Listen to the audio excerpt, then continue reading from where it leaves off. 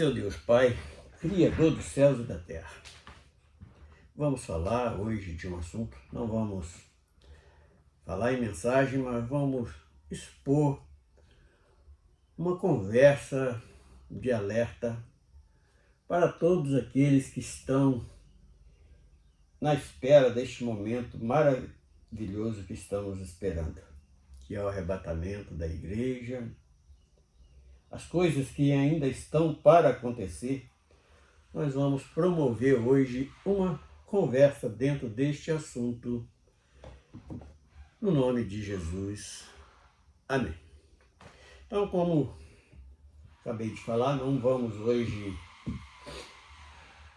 usar das Escrituras Sagradas, mas vamos conversar um pouco falando a respeito de a nossa vida aqui neste mundo. Alguns momentos que, de acordo com os apertos que aparecem, o homem fica um pouco confuso. Mas nós não podemos desligar, inclusive, dos tempos proféticos que estão acontecendo. Jesus um dia alertou que haveria pai contra filho, filho contra pai, rumores de guerra em vários lugares. Sempre também alertou sobre certos tipos de enfermidade que aparecia entre o povo da terra. E tudo isso nós temos contemplado. Por que nós estamos falando isso? Será que nós, como homem, nós não estamos apenas reclamando das coisas que têm acontecido e não tem alertado para aquilo que é mais excelente, que é um preparo das nossas vidas para esperar esse dia que estamos aguardando? O arrebatamento, o nosso tempo mesmo, que se encerra aqui neste percurso que estamos atravessando, que é este período da vida transitória. Ainda me lembro, na mensagem passada eu ainda falei a respeito do homem.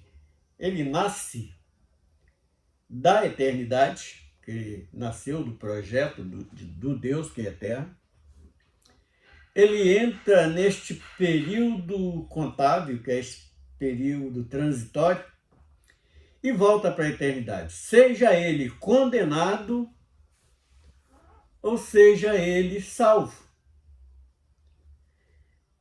Porque a condenação que fala exatamente da segunda morte, tem muitos que não atentam para isto. O que é essa segunda morte?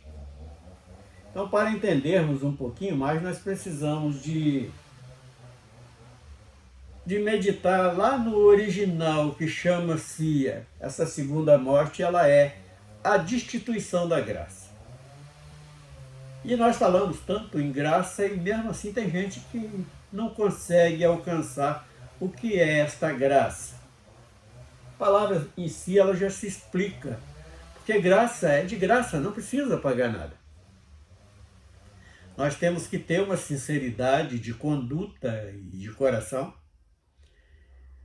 para voltar para o lado da justiça. Aquilo que as Escrituras têm nos mostrado como justiça, ela foge muito daquilo que o homem conhece como justiça. Eu mesmo estava completamente enganado sobre este assunto, mas eu consegui me informar dentro das Escrituras Sagradas. Então, por isso, o próprio Jesus, ele recomendou para conhecer as Escrituras, para que não sejam enganados. E pelos conhecimentos que nós alcançamos hoje das Escrituras Sagradas, dos textos que o próprio Deus deixou na terra para uma posição do homem. E hoje, voltando mais sobre primeira morte e a segunda morte. A primeira morte é esta que todo mundo conhece, que é simplesmente uma separação da vida, porque vida e alma são sinônimos, é a mesma coisa. Separação da alma da carne, porque no pecado de Adão, essa carne herdou uma condenação que, como tinha vindo do pó, ela para o pó voltaria. E hoje nós somos conscientes disto. Então esta é a primeira morte. E a segunda, que tem lá no original, destituição da graça. Então Deus enviou lá do céu seu unigênito, seu Filho unigênito, para pagar uma dívida que o homem não tinha condição de pagar. Porque lá na lei nos mostra que o sumo sacerdote pegava um cordeiro sem mancha, sem mácula, sem defeito, sacrificava aquele cordeiro e com o sangue daquele cordeiro entrava no Santo dos Santos uma vez por ano e ali apresentava o pecado de todo homem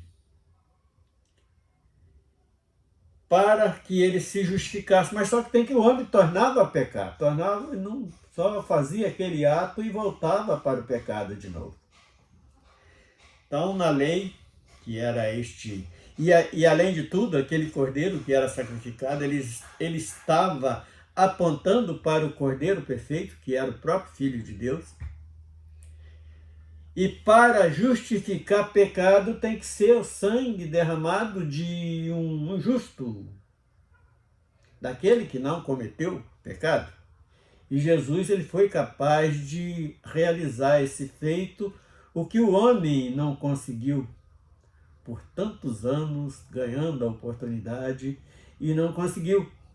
Ele vem, paga esse preço altíssimo por nós, mas de graça, sem nos cobrar nada. A única coisa é crermos nele, porque quem crê será salvo. E hoje nós precisamos crer e provar que cremos, é seguir as doutrinas que ele ensinou. E o homem tem confundido esse detalhe. Eu creio, a minha fé é muito grande. É tão grande que ele acredita numa Maria, ele acredita num Zé, ele acredita num João, ele acredita num Pedro, num Paulo, num pedaço de madeira, num pedaço de cobre, num monumento de concreto. A fé do homem é tão grande que ele consegue acreditar nisso tudo. E sendo que isso foi lá recomendado, lá em 20 de Êxodo, por exemplo, nós vamos deixar, ali está bem claro, que o próprio Deus não aceita ele ser substituído por ninguém. Então esta nossa conversa de hoje é para dar estes alertas. Porque se meditarmos um pouquinho, esforçarmos um pouquinho, nós vamos conseguir, porque Jesus ele se fez homem e mostrou para nós que tem condição sim do homem se desvencilhar do pecado, e ele teve várias propostas para o pecado e não aderiu nenhuma delas. Então ele provou que o homem sim, nós em Cristo, como um louvor que eu escrevi alguns anos atrás, fala sobre o batismo de Jesus, eu botei ali uma frase nesse louvor, que em Jesus eu posso tudo, até mesmo ser tentado, assim como ele foi tentado e não cedeu.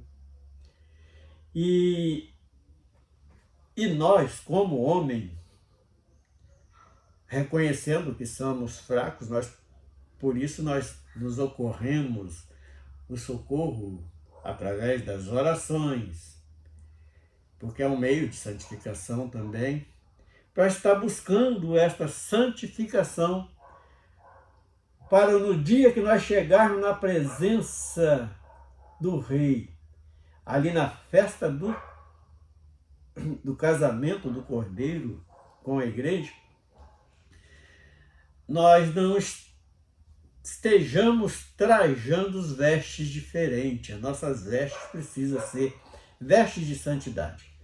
Por isso que lá em Apocalipse 22 está bem claro, aquele que é santo, santifique-se ainda. Enquanto nós estivermos aqui, nós estamos ganhando oportunidade para estarmos crescendo para ganhar a estatura de varão perfeito. E nós só alcançamos essa estatura de varão perfeito de acordo com a nossa santificação. Aí alguém poderia... mas como é que eu faço para santificar? Se a palavra santo quer dizer separado, nós temos que estar separando as nossas vidas de várias coisas que a carne gosta, é aborrecer a carne um pouco, para que nós possamos estar contando com a confiança que Deus prestou ao nosso respeito. Então, esta conversa, esse alerta, não queremos nem prolongar muito este alerta, para que não fique enfadonho, enjoado, para aquele que estiver ouvindo esta gravação, ele possa meditar nestas poucas palavras de alerta que nós estamos deixando nesta data de hoje. Então nós vamos encerrando aqui e pedindo aos amigos, porque, como eu sempre digo, que eu não abri este canal para ganhar fama nem riqueza, mas é com um propósito de divulgar a palavra de Deus, a palavra do reino. E eu reconheço que eu não sou absoluto, eu preciso da ajuda de alguém para estar fazendo como esta conversa de alerta está chegando a mais pessoas, para que ele mesmo medita, não acredita no que eu falo não, acredita nas Escrituras, busca lá nas Escrituras para ver se o que eu estou falando tem base bíblica.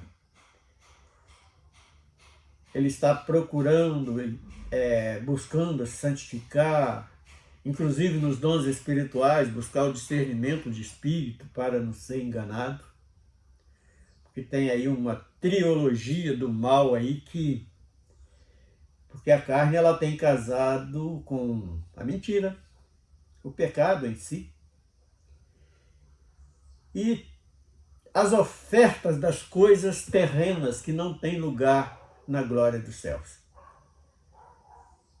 Então busca santificar, porque o próprio Jesus falou que quem ajunta tesouro no céu, o coração dele vai estar lá no céu.